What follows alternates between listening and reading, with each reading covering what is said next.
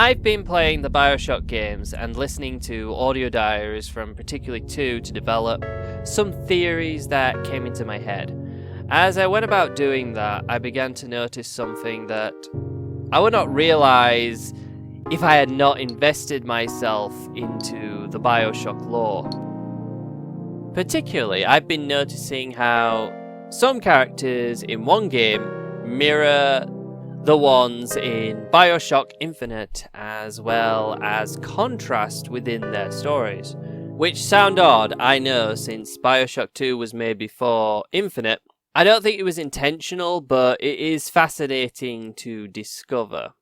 There are many different versions of a person in the multiverse of Bioshock, from direct characters to people who take very similar roles. In this video, I will be talking about 2 such people. Now, if we look at Zachary Comstock, we cannot find a one-to-one person who we could say is the Comstock of Rapture. Well, apart from the Comstock who went to Rapture. So with that said, there are parts of his personality that we could say help us to figuring out who I think is the closest to Comstock. Comstock is affected by trauma, particularly the events of Wounded Knee, and it changed him. He is the leader of a religious flock, and is willing to send them against any who would be a threat to his plans. He has a child isolated and willing to go to great lengths to ensure she is moulded to his image. This child is meant to not only be a change in the world, but his legacy. A vessel to his ideas. Who else does this sound like? It sounds like a certain psychiatrist, Sophia Lamb. The events of Hiroshima bombings affected her opinion of the world. It's the reason why she came to Rapture. She became the leader of a cult called the Rapture Family, eventually ruling the city after the death of Andrew Ryan. This cold character also has a daughter who she hopes will be her legacy. First, she wanted Eleanor to become a genius, and that would turn to her becoming a saint by using her own daughter for the Utopian project.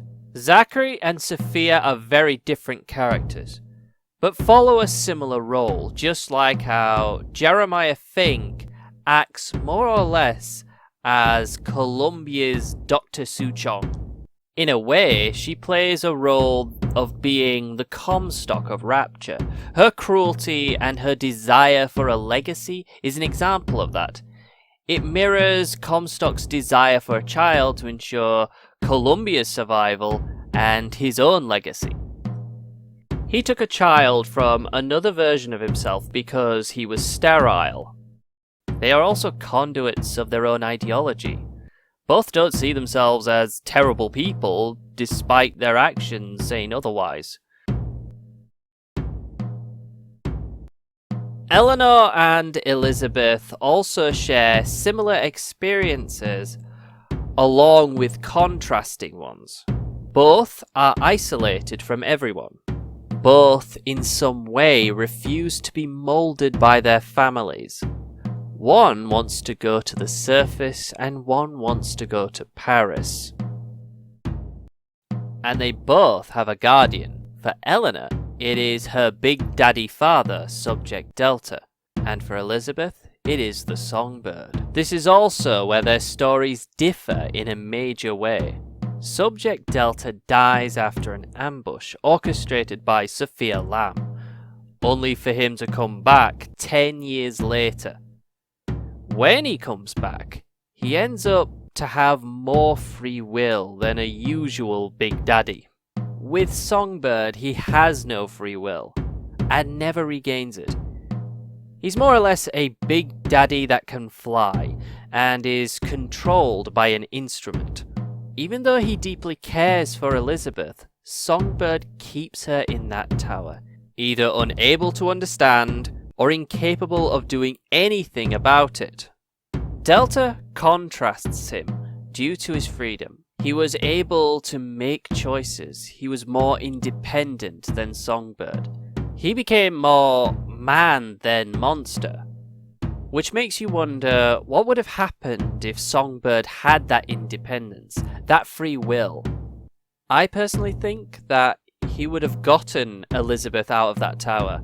I think he would have put her interest above anyone else. But we'll never really know.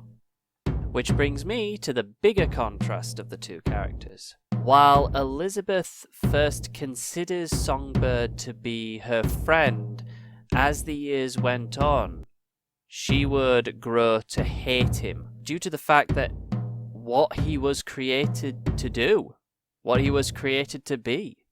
For Eleanor, it was not her big daddy protector, but her own mother whose relationship is broken. As a child, she did care for her mother, but as she got older, that changed. It starts with her time as a little sister when Sophia killed Delta.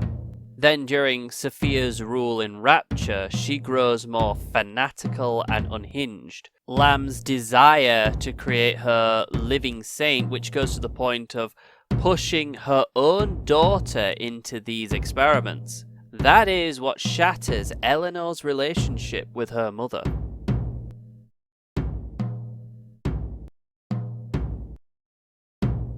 The biggest contrast with the characters is how their protector's story ends, and their own fates. Both happen in Rapture. For the purpose of this video, I will be focusing on the good ending from Bioshock 2. Songbird dies being crushed by the pressure of the sea. As he falls into the deep, you do end up seeing a little sister crying over a big daddy. That is intentional symbolism. But when I saw Songbird's death again, it then struck me. It's very much similar to the scene in Bioshock 2. Delta just makes it onto the outside of the escape pod. He heads to the window of the pod where Eleanor saves her mother. Then she moves to see Delta. The only difference is the context and the perspective. Eleanor placing her hand on the window just like Elizabeth does as Songbird dies. To me, it parallels the fate of both characters. Songbird falls deeper into the sea as he dies from the pressure. And in Burial at Sea, we see the sad fate of Elizabeth, doing all she can to save a little sister and dies content that she set in motion her safety. Died in the city deep below the sea, not able to fulfill her own dreams. Later on in the timeline, Eleanor and Delta start their story and end where they're both heading up into the surface. Delta lays there, dying from the results of the pair bond, Eleanor collecting his Adam so that part of him will always be there with her. She finally sees and feels the sunlight to finally reach the surface. Where one story ends with our character dead below the sea, another ends with them heading up to the surface for a possible new future. Now, Eleanor has many different outcomes to her story, and in one universe or another, they all happen. As does the fate of Sophia Lamb. So many outcomes. So many constants and variables. Thank you all for watching. I hope you enjoyed the video. This has been really fun for me to make. The project felt really like a creative exercise. Anyway, I have other projects to focus on, so until then, this is Joshua Edley, and I'll see you later.